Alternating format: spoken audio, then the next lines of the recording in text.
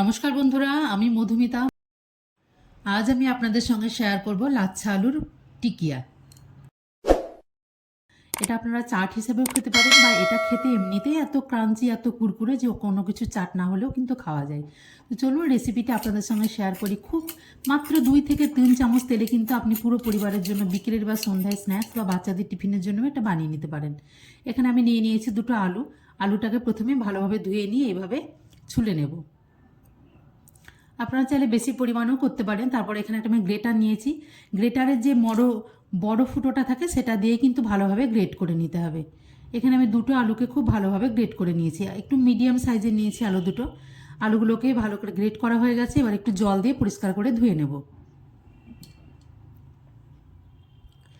জল দিয়ে ভালো করে ধুয়ে নিলে ওর মধ্যে যে স্টার্চটা থাকে সেটা কিন্তু অনেকটা বেরিয়ে যাবে।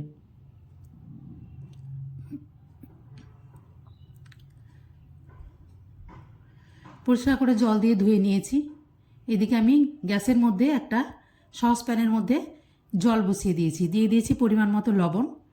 জলটা একটু গরম হয়ে গেছে। এখন এখানে যে আলুটা আমি গ্রেট করে রেখেছিলাম সেই গ্রেট আলুটা একটু দিয়ে দেব। তবে লক্ষ্য রাখতে হবে আলুটা কিন্তু একদম সেদ্ধ করব না, যেন না ফুটে যায়। জলটা একটু গরম হলেই কিন্তু আঙুল দিয়ে দেখে নিতে হবে। জলটা একটু গরম হলেই কিন্তু গ্যাসটাকে অফ করে দেবো। একদমই এটা ফুটিয়ে সেদ্ধ করা যাবে না। দেখুন জলটা কিন্তু হাত দিয়ে দেখে নিয়েছি গরম হয়ে গেছে। এই অবস্থায় কিন্তু আমি এবার গ্যাসটাকে বন্ধ করে দেব। তারপর এটা ভালোভাবে জল ঝরিয়ে নিতে হবে। আপনারা চাইলে একটা ন্যাকড়ার মধ্যেও কিন্তু জলটা ভালো করে চিপে নিতে পারেন। আমি এখানে ঠান্ডা হয়ে গেছে, এইভাবে হাত দিয়ে চিপে চিপে আমি এবার জল ঝরিয়ে ভালো করে নিয়ে নিয়েছি। এখানে আমি ভিতরে স্টাফিং দেব। তো স্টাফের জন্য আমি নিয়ে নিয়েছি একটু মটরশুঁটিটা একটু হালকা সিটি মেরে নিয়েছি একটা, বা একটু কাঁচাও দিতে পারেন। তারপরে টেস্টটা বাড়ানোর জন্য দিয়ে দিয়েছি আমি 2 থেকে 3 চামচ এখানে কাজু এবং কিশমিশ ছোটো ছোটো করে কাটা। নিয়ে নিয়েছি আমি চাট মশলা, একটু ধনে গুঁড়ো, হলুদ গুঁড়ো, লঙ্কা গুঁড়ো এবং একটু কাঁচা লঙ্কা। আর নিয়ে নিয়েছি পনিরটা একটু ছোটো ছোটো করে টুকরো টুকরো করে নিয়ে নিয়েছি। খুব ভালোভাবে মাখিয়ে নিতে হবে। আর লাগবে পরিমাণ মতো লবণ। এটা একটু ভালো করে চামচের সাহায্যে নেড়ে তারপরে হাত দিয়ে একটু ভালো করে ম্যাশ করে নিতে হবে।